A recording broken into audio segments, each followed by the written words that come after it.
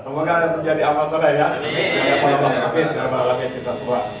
Setelah sekalian saya mau langsung saja, ada beberapa isu penting dalam kaitan acara ini dengan apa yang terjadi beberapa hari terakhir ya.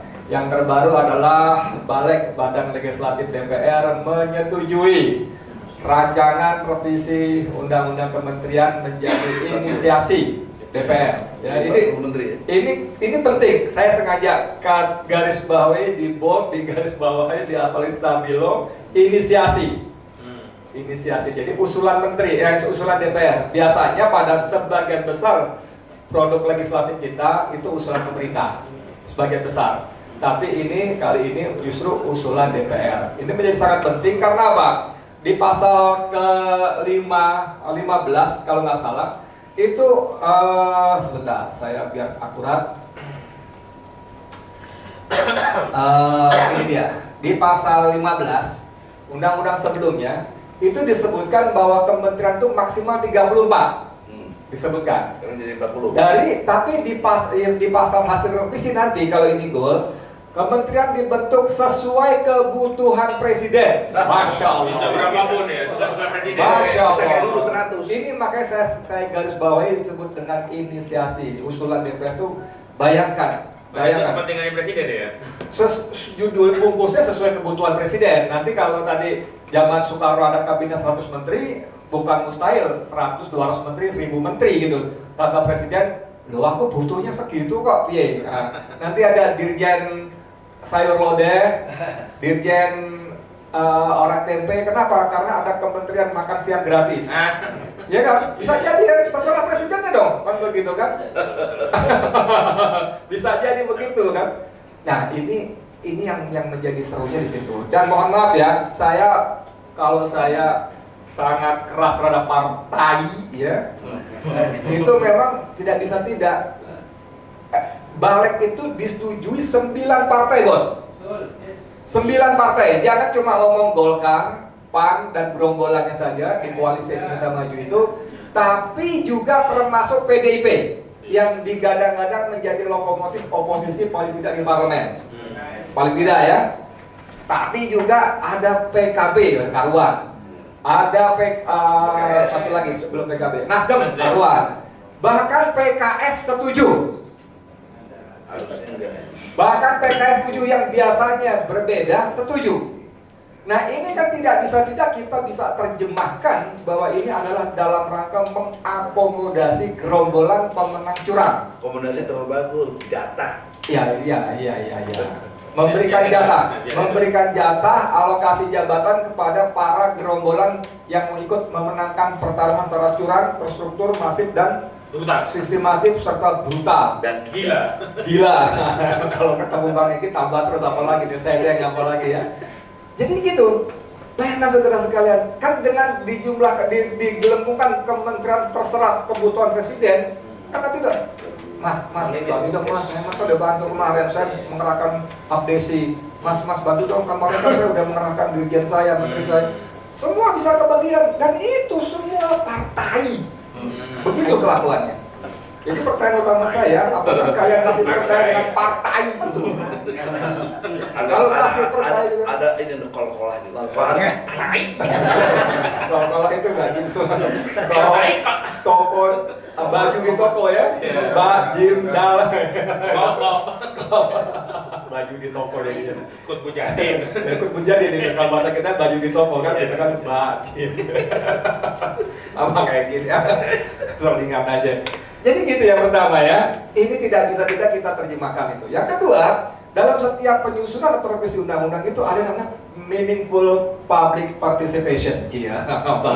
Bahasa cengkarengnya ada seperti itu. Bahasa kitanya waktu zaman Majapahit zaman dulu.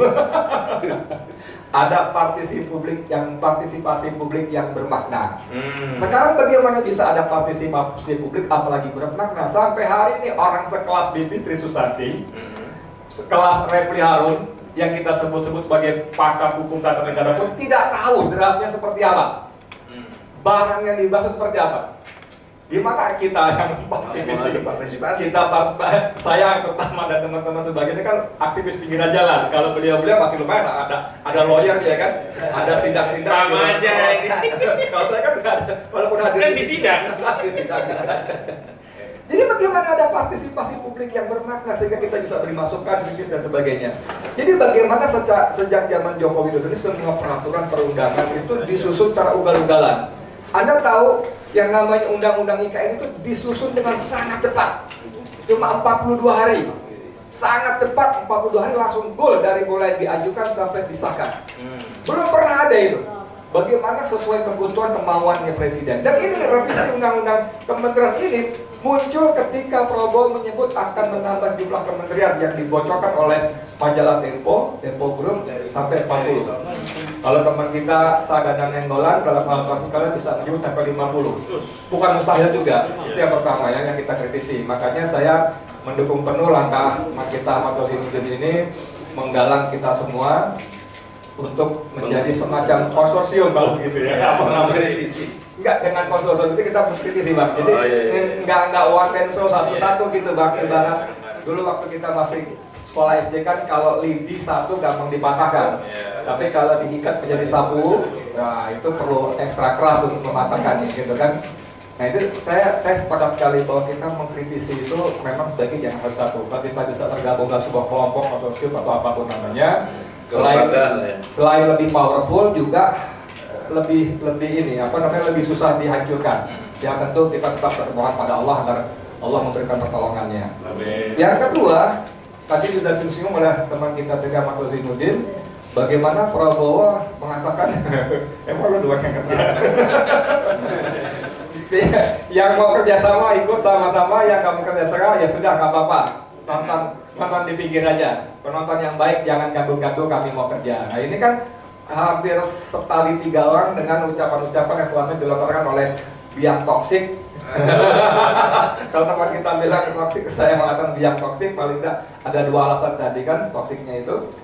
Nah seperti itu. Untuk sekelas Prabowo, ditambah sebelumnya ada siapa namanya Bambang Susatyo ya, yang mengatakan bahwa pemerintah tidak perlu ada oposisi, yang diperlukan adalah kerjasama, gotong royong. Maksudnya apa? Supaya nggak ada yang ngawasi, supaya kalian bisa terus melanjutkan perampokan sumber daya alam, ya supaya kalian bisa bagi-bagi kemaksiatan gitu ya, itu kan maksiat gitu ya. Sementara rakyat kita cuma jadi penonton dan membayar pajak aneka pajak serta membayar harga barang lebih tinggi daripada seharusnya. Nah, ini hal-hal yang harus kita kritisi. Karenanya judulnya bagus banget kan ini kan. Saya susah muter-muter karena tinggal. Deklarasi bersama advokat aktivis ulama dalam masyarakat sipil. Ya, penegasan sikap kritis, dan penegasan sikap kritis dan korektif. Nah itu kan deklarasi bersama itu menarik kan terhadap kekuasaan Prabowo Gibran. Jadi memang kita harus tetap bunyi, terus suarakan kebenaran seperti kata Bang Egy dikatakan. Kalau kita kutip surat Al-Isra ya, wa qul ja'al haqqu wa zahaqal batil innal batila kana zahuqa. Pasti hilang. Memang Allah janjikan kebatilan itu pasti hilang. Innal batila kana zahuqa, pasti hancur, pasti sirah itu dijamin oleh Allah. Tapi ayat di depan full katakanlah dulu yang ja'al haqqu, datangkan kebenaran, tampilkan kebenaran, suarakan kebenaran, perjuangkan kebenaran. Kan begitu? Kalau kata Ali bin Abi Thalib radhiyallahu an bahwa kebatilan yang terorganisir mampu mengalahkan kebenaran yang tercerai-berai. Itu kata Masya Allah, itu salah satu manusia yang dijamin masuk surga oleh Rasulullah SAW. Kan begitu kan udah pasti benarnya Amirul Mukminin juga. Nah, jadi kalau orang-orang yang benar, orang-orang soleh, orang-orang baik diam saja, maka kebatilan, kemaksiatan, kemungkaran, kezaliman akan semakin merajalela. Nah, pada porsi inilah kita mengambil posisi ya. Kita perang sejarah ini. Perang sejarah ini, walaupun mungkin nanti skalanya efektivitasnya tidak beda dengan kisah burung pipit yang meneteskan air dari paruhnya di atas kobaran api yang membakar Ibrahim alaihissalam. Sehingga cicak. cicak berkata bibit lu bego banget sih. Mana mungkin api yang berkobar-kobar mati dengan air dalam paruhmu yang kecil itu. Orang akan mengatakan begitu. Jabri saya juga, Bang, udah Bang, percuma Bang bunyi-bunyi. Ini rezim zalim, ini rezim dajjal. Nanti abang malah ditangkap, udah percuma. Percuma, memang.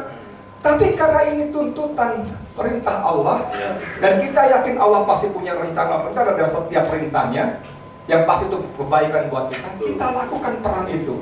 Dan memang Allah tidak bertanya kepada kita, kenapa kamu tidak menang perang? Kenapa kamu tidak bisa mengalahkan musuh kamu? Bukan. Yang Allah pertanyakan, kenapa kamu tidak ikut perang? Kenapa kamu tidak berangkat? Dalam Al-Baqarah ayat berapa itu? Wah, disebutkan bagaimana Allah ternyata menyebutkan bahwa memang Allah memberikan rasa enggan, rasa ogah, rasa takut pada kaum munafik untuk tidak berangkat berjihad. Mereka datang kepada Rasul dengan berbagai alasan, nanti rumah saya bagaimana, kalau masuk mana dan sebagainya. Tapi Allah dikasih tahu Rasulullah SAW bahwa mereka memang tidak ingin berangkat, sehingga Allah tambahkan rasa enggan tadi dalam hati mereka. Dan kita berlindung kepada Allah SWT.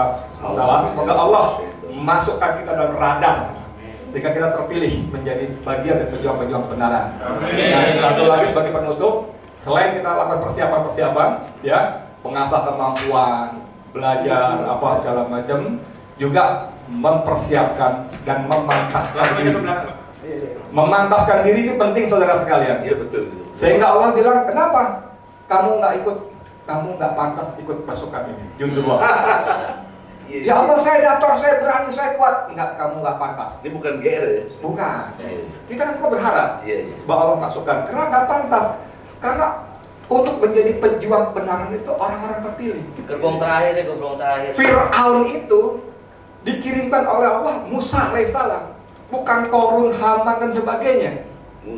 Musa yang dipilih dan apa? Saudaranya Harun. Namrud itu yang dikirim oleh Allah itu adalah Ibrahim, karena orang-orang itu terpilih. Nah, itu kita memantaskan diri. Dimulai dengan wa final laili fatahajjat bihi nafilatan dan sebelum. Bahkan dari sebelumnya, ya kan? Astagfirullahaladzim. Dari ayat sebelumnya, akhirnya sholat itu bersabsi, bersakilai dan sebagainya. Nah, itu saja Bang Ahmad Kosinudin, terima kasih kesempatannya, mudah-mudahan bermanfaat, dan nanti kita kalau ada kesempatan kita akan kembangkan. Takbir.